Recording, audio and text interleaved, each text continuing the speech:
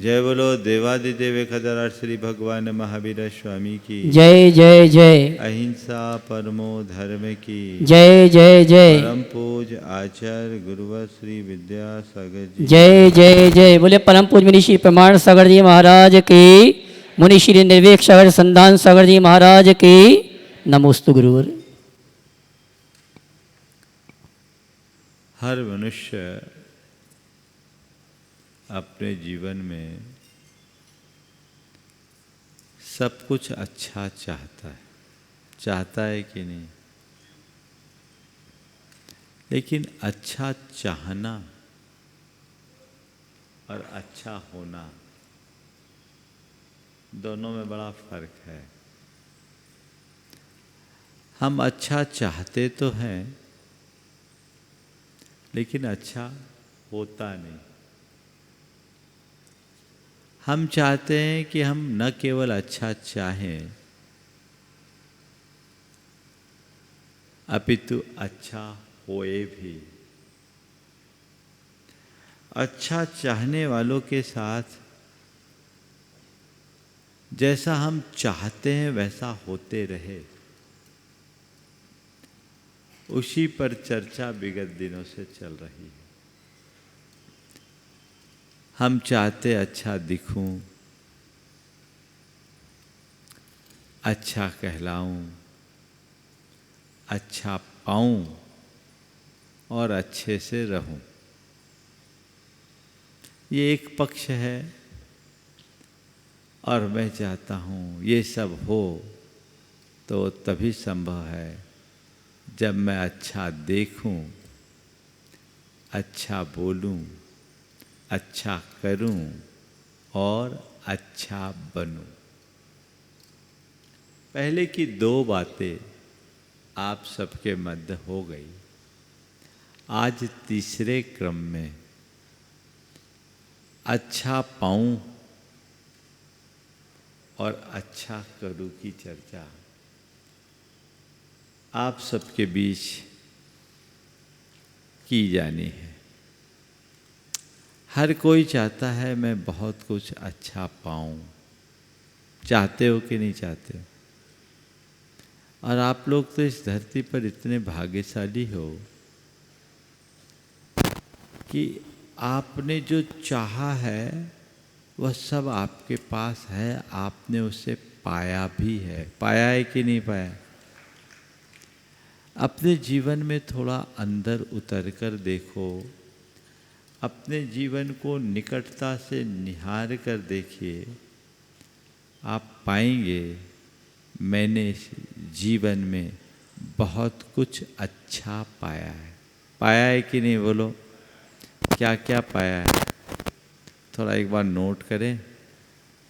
आज घर जाकर एक टास्क लेके जाना और नोट करना, मैंने अपने इस जीवन में क्या क्या अच्छा पाया है।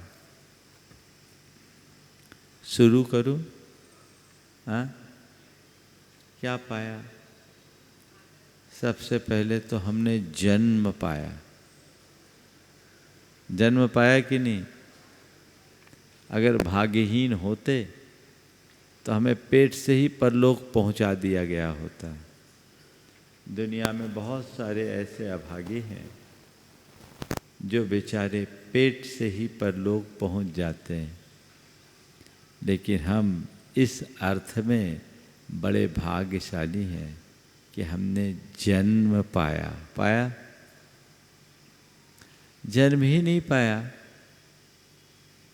जन्म लेते ही बहुत से लोग स्वर्ग सिधार जाते हैं। हमने जीवन पाया। जीवन पाया कि नहीं? हाँ, जीवन पाया। हमें जीवन मिला। क्या ये कोई साधारण बात है? बोलो, जीवन का मिलना साधारण बात है? नहीं है ना। तो हमें ये जीवन मिला, ये हमारे लिए एक बड़ी उपलब्धि है। हमने पाया। काश यदि हमारी आयु अल्प होती और हम इस दुनिया में नहीं होते तो हमारा क्या होता? जीवन भी पाया तो साधारण जीवन नहीं पाया। क्या पाया? अच्छा शरीर पाया, स्वस्थ शरीर पाया। पाया? भले चंगे हो, अगर जन्म से अपाहिज होते, अंगहीन होते, विकृतांग होते, विकलांग होते, तो हमारा क्या होता? कभी इस पर विचार किया? हृष्ट पृष्ठ शरीर का धारी मैं बना हूं। ये कोई साधारण बात है? इस धरती पर बहुत से अपाहिज लोग घूमते हैं, बहुत से अंगहीन लोग घूमते हैं, बहुत से मूक बधिर लोग दिखाई पड़ते हैं। उस अर्थ में अच्छे हैं कि नहीं? है ना? तो हमने क्या पाया? अच्छा शरीर पाया। ठीक, अच्छा शरीर ही नहीं पाया। धन संपन्नता पाई। पाई? धन संपन्नता ही नहीं पाई। भरा पूरा परिवार पाया। पाए कि नहीं? और बुद्धि पाई। काश अगर धन संपन्नता नहीं होती तो क्या होता? आज कितने भाग्यशाली हो कि अपने समस्त जरूरतों की पूर्ति करने में समर्थ हो। जो चाहो सब तत्काल प्रभाव से तुम प्राप्त करने में समर्थ हो। दुनिया में तो ऐसे भी बहुत से लोग हैं जिनको 2 जून की रोटी भी बहुत मुश्किल से मिलती है ना? आप इस अर्थ में भाग्यशाली हो कि नहीं? धन संपन्नता, भरा पूरा परिवार। बहुत से तो ऐसे हैं कि जन्म लेते ही अनाथ हो जाते हैं, अनाथालयों में पल रहे। और बहुत से ऐसे भी हैं जिनने अपने पूरे परिवार को खोकर अनाथ पने का अभिशप्त जीवन जीने को बाध्य हो गए हैं। तो 4 बातें: अच्छा शरीर, धन संपन्नता, परिवार और अच्छी बुद्धि। पर लिख गए हो? मंद बुद्धि नहीं हो, विकृत बुद्धि नहीं हो, अल्प बुद्धि नहीं, सब कुछ पाया। अच्छा पाया, ये योग है। अच्छा करूं, ये प्रयोग है।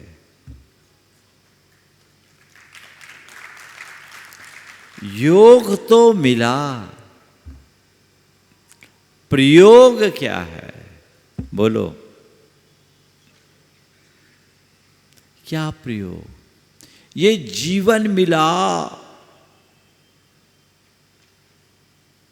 स्वस्थ शरीर मिला, तो इसका क्या प्रयोग कर रहे हो? मौज मस्ती में बिता रहे हो? भोग विलास में गंवा रहे हो? या केवल दुनियादारी में ही सिमट कर रह रहे हो? क्या कर रहे हो? यही चल रहा है ना? ये इसका सत्प्रयोग है या दुरुपयोग? अच्छा शरीर पाया तो अच्छा काम करो। जो इस जीवन में अच्छा हो सकता था तुमने उन सबको पा लिया। पाया कि नहीं पाया? अब थोड़ा हिसाब लगाओ कि मैंने अपने जीवन में ऐसा क्या क्या किया जिससे मैं अच्छा मान सकूं या जिसे अच्छे की श्रेणी में रख सकूं। थोड़ा आंख बंद करो। क्या क्या अच्छा किया बोलो। ऐसे सारे कार्य जिनको मैं अपने जीवन के अच्छे कार्यों में गिन सकूं, आज का टास्क है। आपको लिखना है कि ये कार्य को मैंने अच्छे कार्य के रूप में किया, ये मेरे जीवन के अच्छे कार्य के रूप में गिने जाने योग्य है। बताऊं क्या होगा? करके देखना, और कल मैं आप लोगों से रिपोर्ट भी लेना चाहूँगा। शुरुआत में ढेर सारी चीज़ें आएंगी, फिर जब आप उसको रिव्यू करोगे तो आधे कर जाएंगे, और दोबारा करोगे ईमानदारी से तो उससे और आधे रह जाएंगे। फिर देखोगे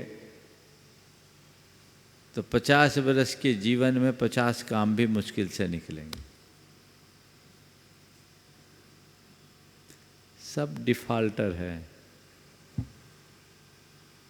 सब के सब डिफ़ॉल्टर है, क्योंकि हमारे जीवन की दिशा ही उल्टी है।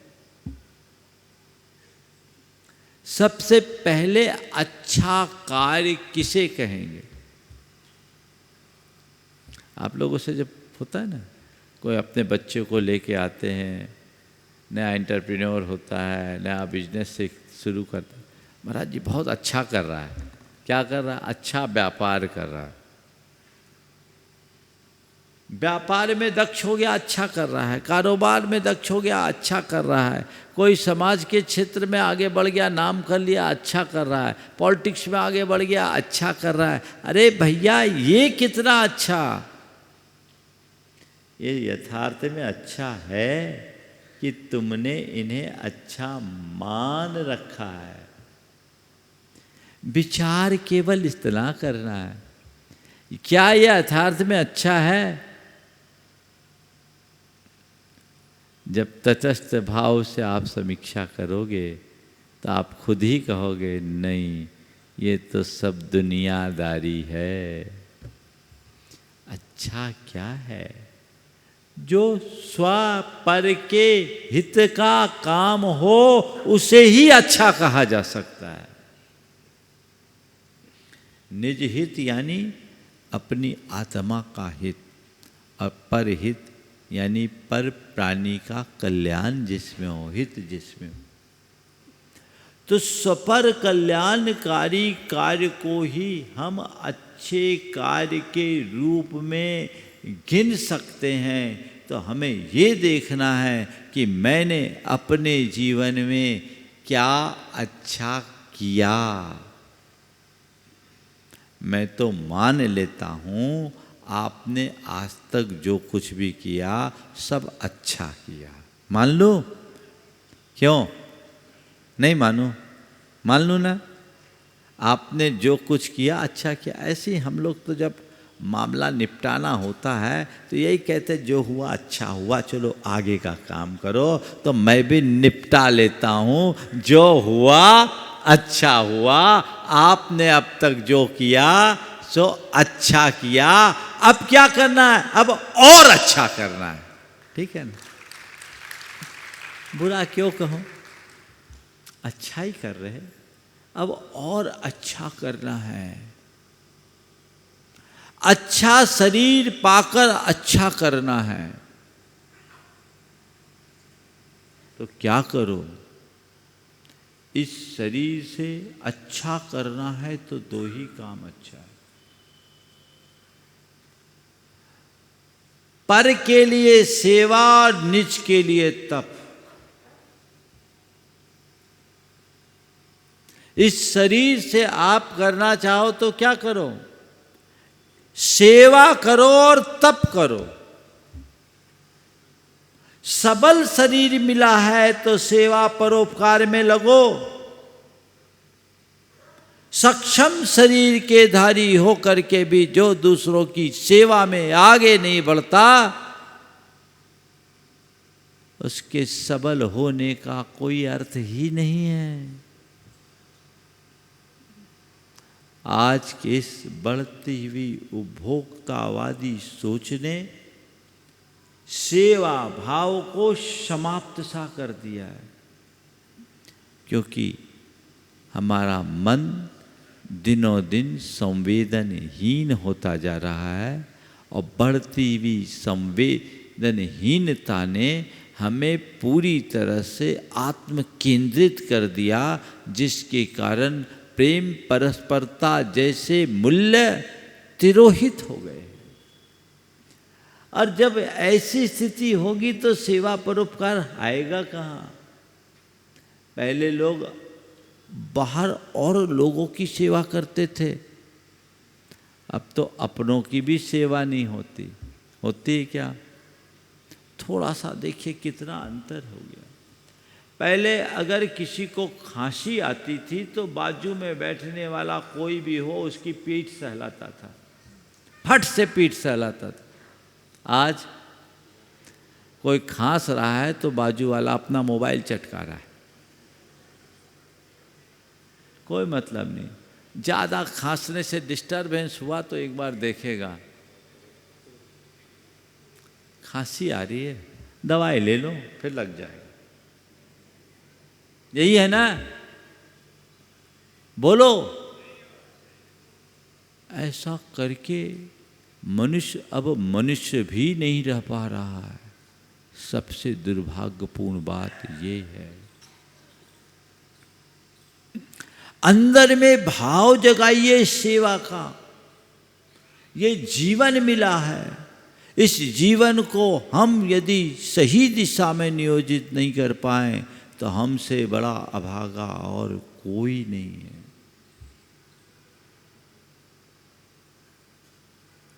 जो लोग ऐसे कार्यों से वंचित रहते हैं उनको इसका आभास अंत में होता है।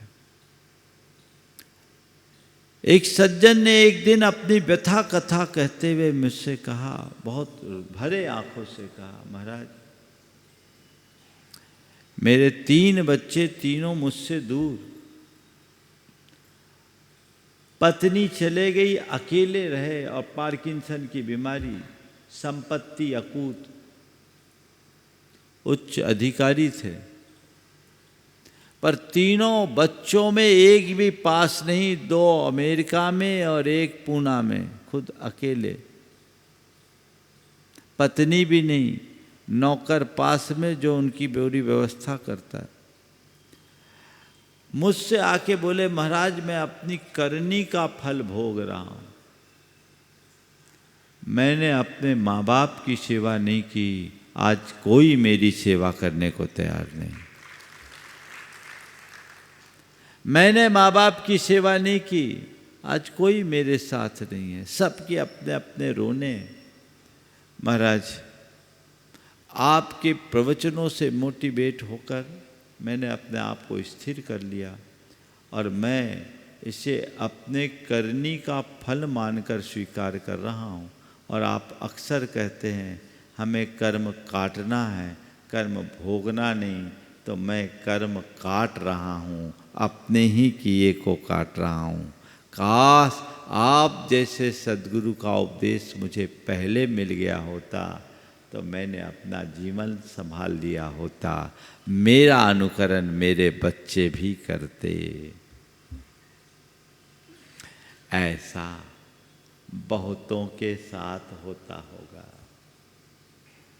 सेवा भाव आप जब खुद करोगे तभी दूसरों के साथ उसे देख पाओगे। दिनों दिन इसमें बहुत हीनता आ रही है। एक बड़े प्रतिष्ठित डॉक्टर जो शिशु रोग विशेषज्ञ थे, 30 साल से प्रैक्टिस कर रहे थे, बहुत प्रसिद्धि थी। एक दिन चर्चा में जब मैंने उनसे पूछा, आप 30 साल से प्रैक्टिस कर रहे हैं, आपने क्या परिवर्तन देखा? उन्होंने जो एक बात कही वह आप सबको ध्यान देने योग्य है। उन्होंने कहा, महाराज जी, आज से 25 वर्ष पहले जब भी कोई पेशेंट आता, बच्चा आता, तो उसके साथ उसकी माँ आती और दादी आती थी। ये मैं 10 साल पुरानी बात, 2008 की बात बोल रहा हूँ, 16 साल पुरानी। तो उससे 25 साल पहले और चले जाइए तो काफ़ी पुरानी बात हो गई। तो उन्होंने कहा कि जब पेशेंट आता तो पेशेंट के साथ बच्चे की माँ और उसकी दादी आती।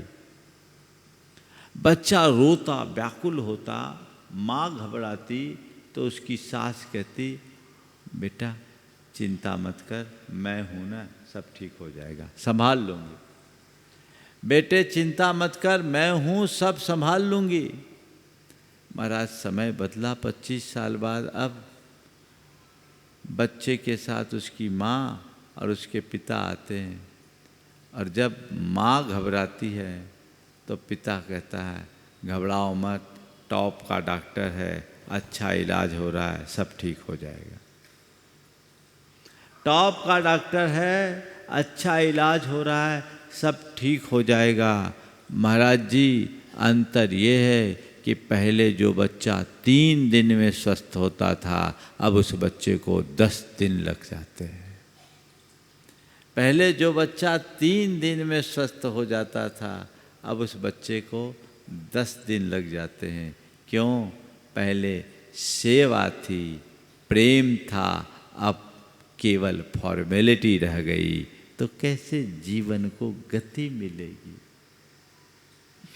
लक्ष्य बनाइए, सेवा का भाव अपने हृदय में जगाइए और इसकी शुरुआत घर से कीजिए, धीरे धीरे बाहर निकलिए, तब आप कुछ अच्छा करने की शुरुआत कर पाएंगे।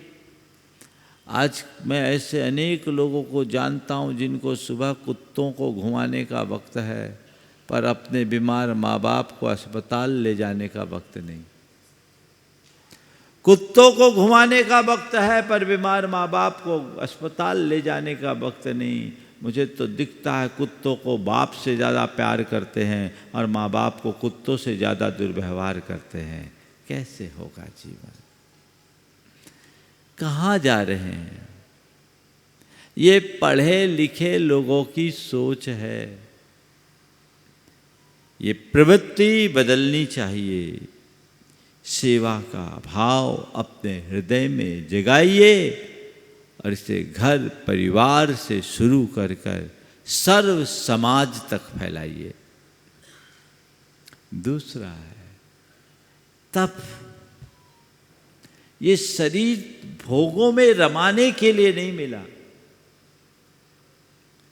ये शरीर भव सागर से पार उतरने के लिए मिला है। अगर दुरुपयोग करोगे तो सड़ोगे, बार बार नहीं मिले। तप करो, पार उतरो। कई बार किन्हीं को लंबी सजा होती है ना, तो लंबी सजा में कभी कभी पैरोल पे छोड़ा जाता है ना। और पैरोल पर जब छोड़ा जाता है तो एक निश्चित समयावधि के लिए छोड़ा जाता है और उनके लिए एक गाइडलाइन होती है, उससे बाहर उनको नहीं चलना। उस गाइडलाइन के अनुकूल ही चलना पड़ता है, पता है ना। और यदि ऐसा कोई उसका उल्लंघन कर दे तो तुरंत वापस जेल में आना पड़ता है और फिर दोबारा पैरोल भी ख़त्म हो जाती। भैया सब पैरोल पे हो। क्या बोल रहा हूँ? हम आप सब पैरोल पर हैं, ढंग से जियोगे। देखो थोड़ा बंद कर, इसको बंद कर लिया। सब पैरोल पे हैं, ढंग से जिएंगे, आनंद। अंदर देखो बहुत ठंडी हवा आएगी, और इसको भी तप मान लो ना। सब पैरोल पे हो, ढंग से जियोगे तो दोबारा जेल जाने का मौका नहीं आएगा, और गलत प्रयोग करोगे तो दुर्गतियों के पात्र बनोगे। नर भाव मिला है तप करो, अपनी आत्मशक्ति को जगाओ। शारीरिक, मानसिक और वाचिक तीनों स्तर पर जितना बन सके तप की तरफ दृष्टि रखो। त्याग, तप, संयम ही जीवन के लिए श्रेष्ठ कर्म है। अच्छा काम वही है जो हमारे जीवन को अच्छा बनाए।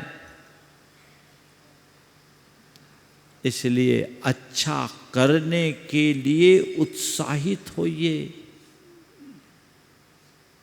अपने आत्मशक्ति को जगाइए, मिटाइए, ज्ञान भाव को जगाइए। अपने आप त्याग, तप, संयम की ओर रुचि जगेगी, और वह आपके जीवन के उत्कर्ष का आधार बनेगा। अंतरंग में ऐसा भाव जगाने की चेष्टा करनी चाहिए, उसके लिए सत प्रयत्न करना चाहिए। ये समय की बहुत बड़ी आवश्यकता है।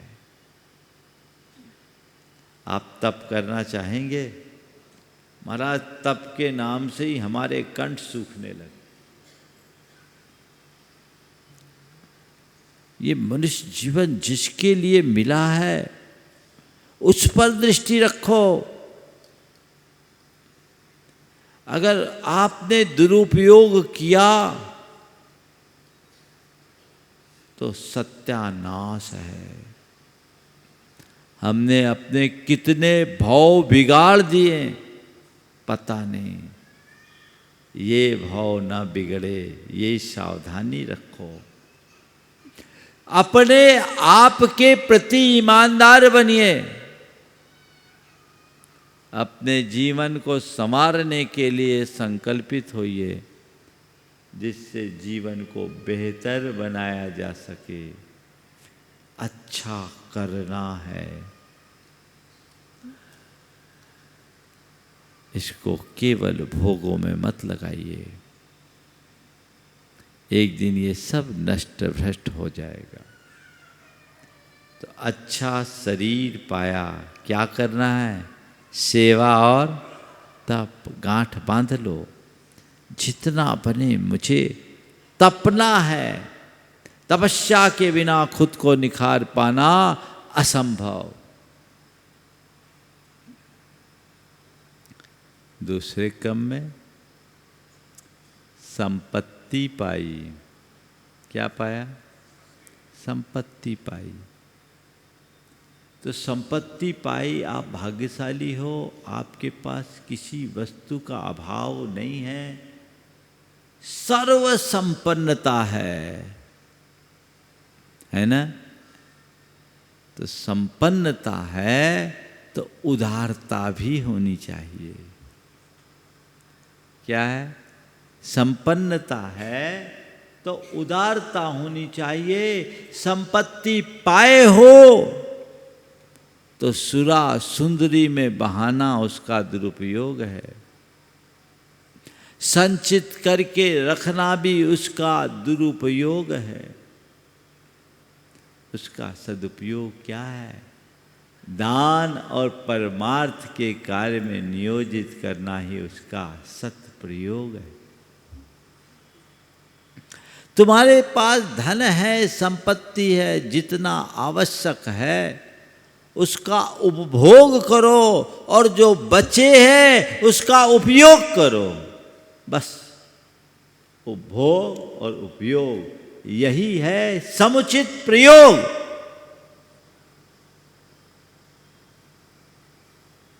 आप कितना उपभोग करते हो? जितनी संपत्ति है उसका अगर देखा जाए, संपन्न लोगों के हिसाब से बोल रहा हूं, 10 मान से भी उपभोग नहीं होता। 10 मान से भी।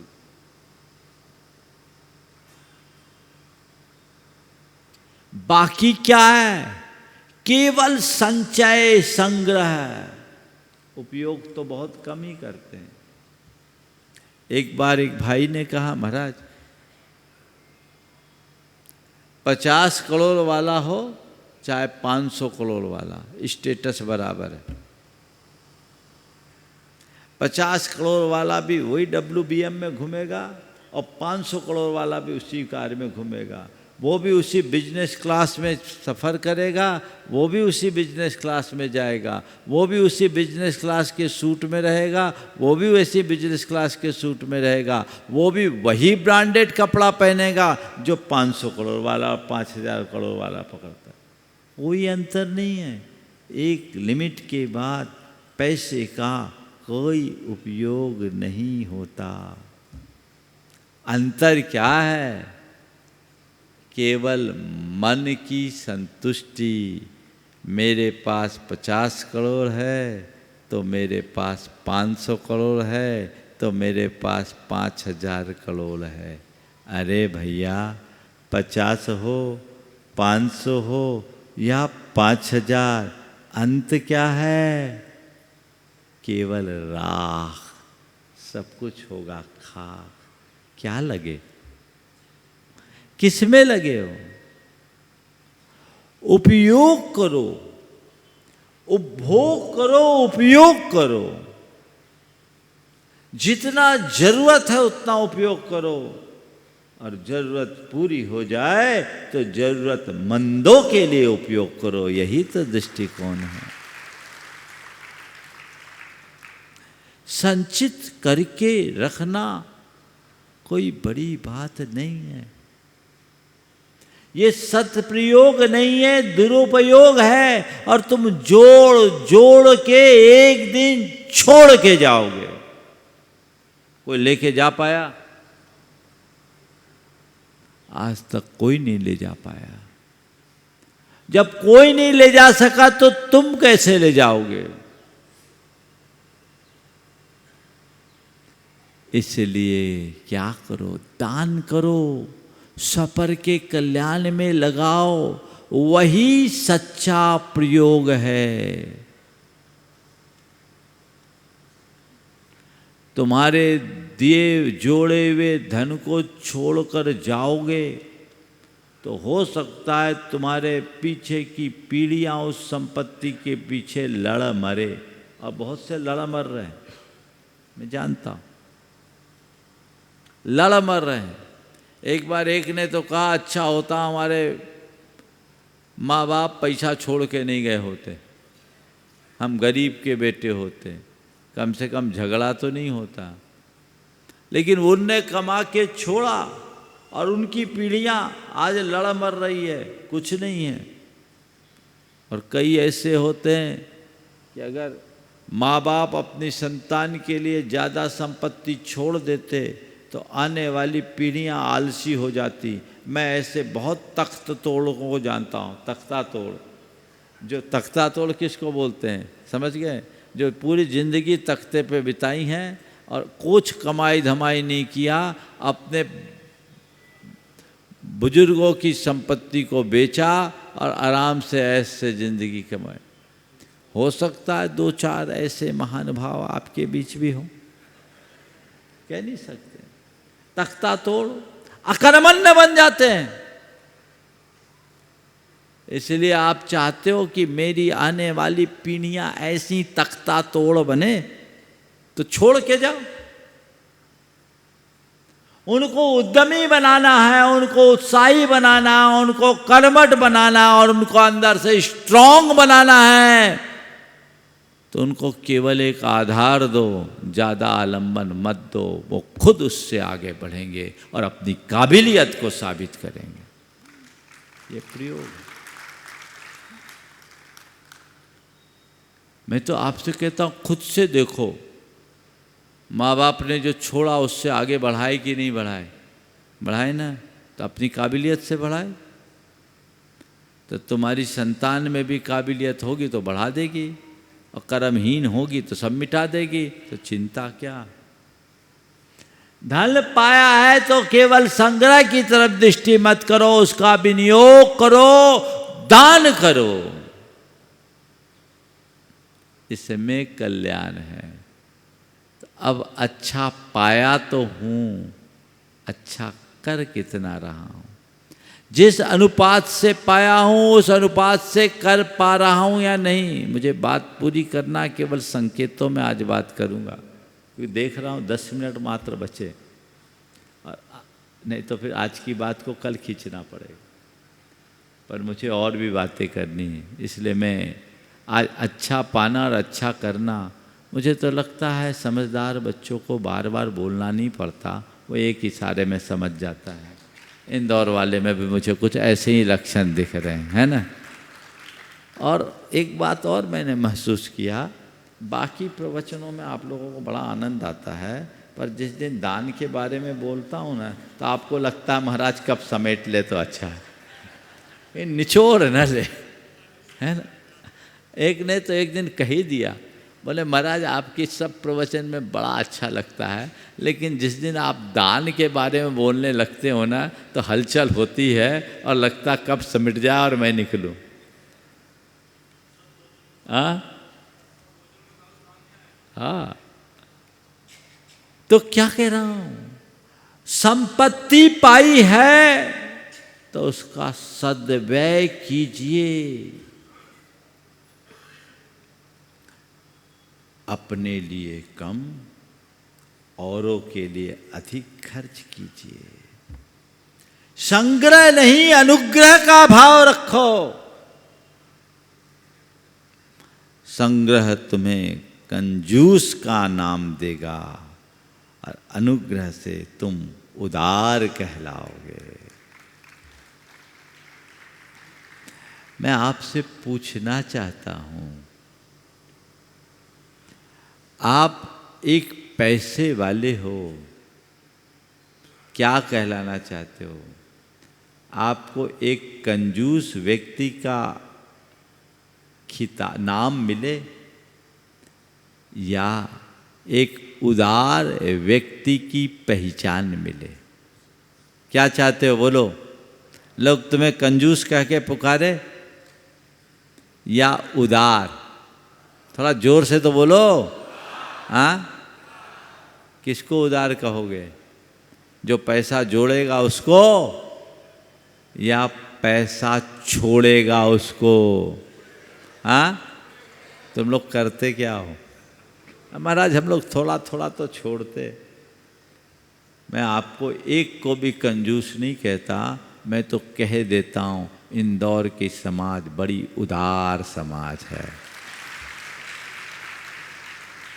आनंद आ गया ना? लेकिन मुझे कब आनंद आएगा मालूम? जब तुम्हारे नाम पर दुनिया के लोग ताली बजाए कि इंदौर के समाज बड़ी उदार समाज है। और पूरे दुनिया के लोग कब ताली बजाएंगे? जब इंदौर की समाज इस चातुर्मास में प्रेरित होकर कुछ अच्छा करने के लिए संकल्पित होगी। अच्छा तो पाया ही है, आप लोगों ने पाया कि नहीं पाया? अच्छा ये बताओ, ये चातुर्मास भी तुम लोगों को अच्छा मिला कि नहीं मिला? तो अच्छा चातुर्मास पाया ना? पाया? तो अच्छा चातुर्मास पाया है तो अच्छा करने का संकल्प आज से ही कर लो। इस चातुर्मास में मुझे कुछ अच्छा करना अपने जीवन के लिए, पहले पहले अपने जीवन को अच्छा करना है, अपने जीवन के लिए अच्छा करना है, और अपने जीवन के लिए अच्छा करने के साथ लोक जीवन के लिए मुझे कुछ अच्छा करना है। ये कब होगा? तुम त्याग तप संयम से अपने जीवन को अच्छा कर पाओगे, और सेवा और दान परोपकार से लोक जीवन को अच्छा कर पाओगे। निज और पर का हित साधना ही अच्छा कर्म है, इसलिए अच्छा करना अपना धर्म है। वो अंतरंग में जगाइए। जीवन को बेहतर बनाने का यही एक मार्ग है। आगे चलूं? शरीर मिल गया, संपत्ति मिल गई, इतने ही नहीं, आप बहुत धनी हो। आपको क्या मिला? परिवार और संस्कार मिले। क्या मिले? परिवार और संस्कार। अच्छा भरा पूरा परिवार, अच्छा संस्कार मिला। संस्कार नहीं मिला होता तो आवारा अपराधी बने घूमते रहते, और परिवार नहीं मिला होता तो अनाथों की भांति रहते। लेकिन ये सब मिला है तो क्या करो? प्रेम से रहना सीखो। हृदय में प्रेम का संचार करो। प्रेम से जिए और प्रेम बांटने का अभ्यास करें। आज के समय में प्रेम की बहुत कमी दिख रही है। ये सब मिला, भरा पूरा परिवार है, फिर भी प्रेम नहीं। एक छत के नीचे रह रहे हैं, फिर भी एक दूसरे से दूर। अब एक छत के नीचे की बात तो जाने दो, एक बिस्तर पर सोने वाले भी, एक पूरब एक पश्चिम। क्या कहानी है? एक बार मैं एक जगह, हमारा चातुर्मास चल रहा था, एक युवा महिला आई, महाराज आपकी पिच्छी चाहिए। मैंने उनकी उम्र देखी, मैंने कहा भाई पिच्छी के लायक तुम्हारी उम्र नहीं, इसमें आजीवन ब्रह्मचर्य व्रत लेना होता है। बोले महाराज आप पिच्छी दे दीजिए, हम लोग तो 6-6 महीना एक दूसरे से बात तक नहीं करते। हमने कहा तब तो और भी नहीं मिले। 6-6 महीना एक दूसरे से बात नहीं करते, पति पत्नी है, एक छत के नीचे एक बिस्तर पर रहने वाले, और एक दूसरे से इतनी दूरी बनाए रखना क्या जीवन है? प्रेम से रहो, हिल मिलकर रहने का अभ्यास कीजिए। प्रेम से जिए और प्रेम बांटिए। ये जीवन का आनंद है। इसको हम अपने जीवन को आगे बढ़ाने में बहुत उपयोगी बना सकते हैं। और आखिरी बात, अच्छी बुद्धि मिली है तो भगवान की भक्ति कीजिए। यही बुद्धि का सदप्रयोग है। प्रभु का गुणगान कीजिए, धर्म की प्रभावना में कुछ अच्छा काम कीजिए।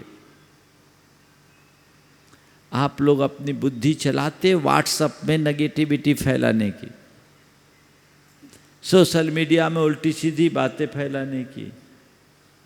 ये बुद्धि नहीं, दुर्बुद्धि है। तो दुर्बुद्धि से बचिए, सद्बुद्धि को अपनाइए, जिससे जीवन को बेहतर बनाया जा सके। तो अच्छा पाने के साथ अच्छा करने की बात आगे भी चलते रहेगी, और हम अपने जीवन को अच्छा बनाने के लिए संकल्पित होंगे। बोलिए परम पूज्य आचार्य गुरुवर श्री विद्यासागर जी।